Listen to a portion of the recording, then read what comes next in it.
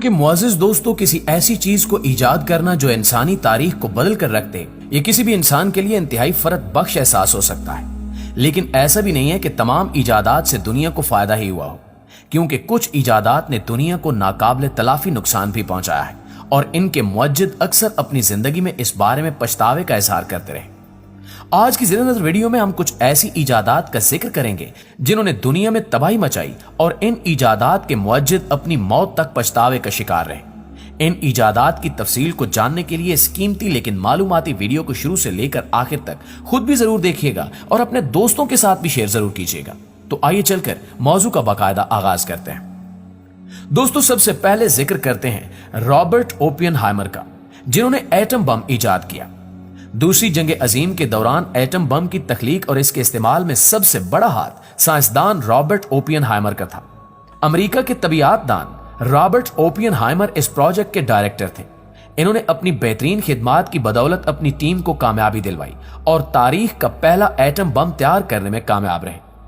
Japan के शहर Hiroshima और नागासाकी पर एटम बम गिराने से पहले 16 जुलाई 1945 को न्यू मैक्सिको के एक रेगिस्तान में इसका तजुर्बा किया गया और इस ऑपरेशन को ट्रिनिटी का नाम दिया गया। एक अंदाजे के मुताबिक हिरोशिमा और नागासाकी पर एटम बम हमले में 1.5 से 2.5 लाख अफराद हलाक हुए। एक पेचीदा शख्सियत के मालिक रॉबर्ट ओपियन ने अपने आप को एटमी ज़र्रात, इलेक्ट्रॉन, प्रोटॉन्स और न्यूट्रॉन और शुआओं की तवानाई के मुताले के लिए वक्फ कर रखा था।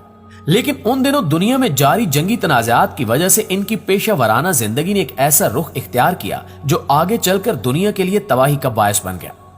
मशहूर जमाना साइंसदान अल्बर्ट आइंस्टाइन ने उस वक्त के अमेरिकी सदर फ्रैंकलिन को एक खत लिखा था, जिसमें उन्होंने अमेरिकी सदर को खबरदार किया कि जर्मन साइंसदान एटम बम बनाने की तैयारी कर रहे हैं और अगर वो कामयाब हो गए तो अमेरिका को भारी नुकसान उठाना पड़ेगा।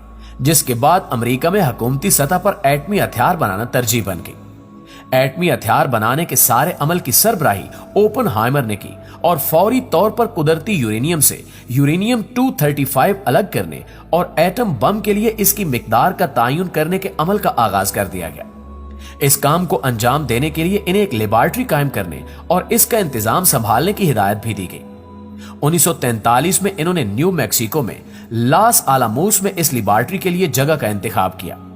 एटम बम के डिजाइन के हवाले से और इसके इस्तेमाल से मुतल्लिक आम फैसलों में रॉबर्ट का किरदार अहम था। इसके अलावा वो इस कमेटी का हिस्सा भी थे जिसमें यह फैसला किया गया कि इन बमों को कहां गिराया जाएगा। लेकिन इसके बाद कई मौकों पर ओपेनहाइमर ने हिरोशिमा और नागासाकी में हजारों अफराद के मरने पर गहरे दुख का इजहार किया। हत्ता कि बम धमाके के 2 माह बाद वो अपने ओहदे से मुस्ताफी हो गए, जबकि 1947 से 1952 तक वो अमेरिका में एटॉमिक एनर्जी कमीशन के मुशीर भी रहे, जहां वो जौहरी हथियारों के फैलाव और अमेरिका और सोवियत यूनियन के दरमियान हथियारों की दौड़ को रोकने की वकालत करते रहे। इसके अलावा इन्होंने हाइड्रोजन बम की तैयारी की भी सख्त मुखालफत की, लेकिन इनकी कोशिशें नाकाम रहीं। अपने मुतनाज़े बयानात की वजह से इनकी सिक्योरिटी वापस ले ली गई और आखिरकार इन्हें हासिल सियासी असर रसूख भी छीन लिया गया। 1950 की दहाई के आखिर और 1960 की दहाई के शुरू में ओपेनहाइमर की शख्सियत काफी तल्ख हो गई थी, क्योंकि इन्हें बहुत सी चीजों पर पछतावा था। इनके पछतावे का दायरा हमेशा जंग के बाद नाकामियों पर मरकूज रहा। इन्हें अफसोस था कि वो हथियारों की रोकथाम के अपने अज़ाइम में कामयाब नहीं हो सके। जब भी एटम बम की तबाही की बात की जाती है तो रॉबर्ट ओपेनहाइमर का नाम जरूर लिया जाता है और इन्हीं एटम बम के मुअज्जिद यानी इंसानियत की दर्दनाक मौत का सामान करने वाले इंसान के तौर पर भी याद किया जाता है। यही वजह थी कि रॉबर्ट ओपेनहाइमर अपनी जिंदगी में इस पर बहुत पछताए और इसी पछतावे के साथ 18 फरवरी सन 1967 को इस दुनिया से रुखसत हो गए। नाज़रीन, अब बात करते हैं क्लाशनकोव के मुअज्जिद मिखाइल क्लाशनकोव की। मिखाइल क्लाशनकोव की खुदकार राइफल क्लाशनकोव कुर्रे अर्ज की मशहूर तरीन राइफल है। इस राइफल को दर्जनों ममालिक की फौजें इस्तेमाल कर रही हैं। मिखाइल क्लाशनकोव को 1938 में रेड आर्मी में शामिल किया गया। वो असले के डिजाइन में माहिर थे और इसलिए इनको रूसी टैंक रेजिमेंट में असले में बेहतरी की ड्यूटी सौंपी गई। सन 1947 में मिखाइल क्लाशनकोव ने AK-47 नामी मशीन गन तैयार की, जिसे सोवियत यूनियन और रूस समेत दुनिया भर की कई फौजों ने इस्तेमाल किया। क्लाशनकोव दुनिया भर में इनकलाब की अलामत भी बनी और अंगोला से लेकर वियतनाम और अल्जीरिया से लेकर अफगानिस्तान तक इसे इस्तेमाल किया गया। آپ کو یہ जानकर भी मजीद हैरत होगी कि जहां इस राइफल को फलस्तीनियों ने कसरत से इस्तेमाल किया, वहीं दूसरी जानिब अलकायदा के सरबरा उसामा बिन लादेन भी इसी राइफल के हमरा देखे गए। आज भी ये दुनिया में सबसे ज्यादा इस्तेमाल की जाने वाली राइफल है और एटम बम के मुकाबले में AK-47 से होने वाली अमवात की तादाद कहीं ज्यादा है। दीगर खुद कार राइफलों के मुकाबले में जहां इसको तैयार करना आसान है, वहीं मैदान जंग में इसका इस्तेमाल और देखभाल भी खासी आसान है। मिखाइल ने अपनी जिंदगी में बहुत ही कम मौकों पर अपनी इस इजाद के बारे में अफसोस का इजहार किया। ताहम अपनी मौत से कुछ अरसा पहले इन्होंने एतराफ किया कि वो अजियतनाक रूहानी दर्द में है। मिखाइल क्लाशनकोफ 2013 में 94 बरस की उम्र में इंतकाल कर गए। मिखाइल क्लाशनकोफ की मौत के बाद रूसी मीडिया पर मंजरेआम पर आने वाले एक खत में उन्होंने एतराफ किया था कि वो इस राइफल से होने वाली लाखों अमवात की जिम्मेदारी और इसका बोझ अपने कांधों पर महसूस करते हैं। इन्होंने ये खत अपनी जिंदगी में रूस के एक चर्च के सरबराह को लिखा था। इस खत के अल्फाज कुछ यूं थे: मेरा रूहानी दर्द नाकाबिले बर्दाश्त है। मैं अपने आप से बार बार ये सवाल करता हूं कि क्या मेरी राइफल ने लोगों को इनकी जिंदगियों से महरूम किया। मैं जितना ज्यादा जिंदा रहूंगा, ये सवाल मेरे जहन में इतना ही फंसता रहेगा। मैं सोचता हूं कि अल्लाह ने इंसान को हसद, लालच और जारियत की शैतानी ख्वाहिशात की इजाजत क्यों दी। दोस्तों, आखिर में आपको बताते हैं आर्थर गैलिस्टन और एजेंट ऑरेंज के बारे में। अमरीकी माहिर हयातियात और तबियात आर्थर गैलिस्टन ने कभी यह नहीं सोचा था कि वो कोई ऐसी चीज बना रहे हैं जिसे बतौर हथियार इस्तेमाल किया जा सकता है। वो पौधों के हार्मोन्स और इनकी नशोनुमा पर रोशनी के असरात पर तहकीक करते थे। इन्होंने पौधों की नशोनुमा के लिए ट्रायोडोबेंजोक नामी तेजाब का तजुर्बा किया। इन्होंने दरियाफ्त किया कि यह जुज्व सोयाबीन के फूलों की नशोनुमा बढ़ा सकता है।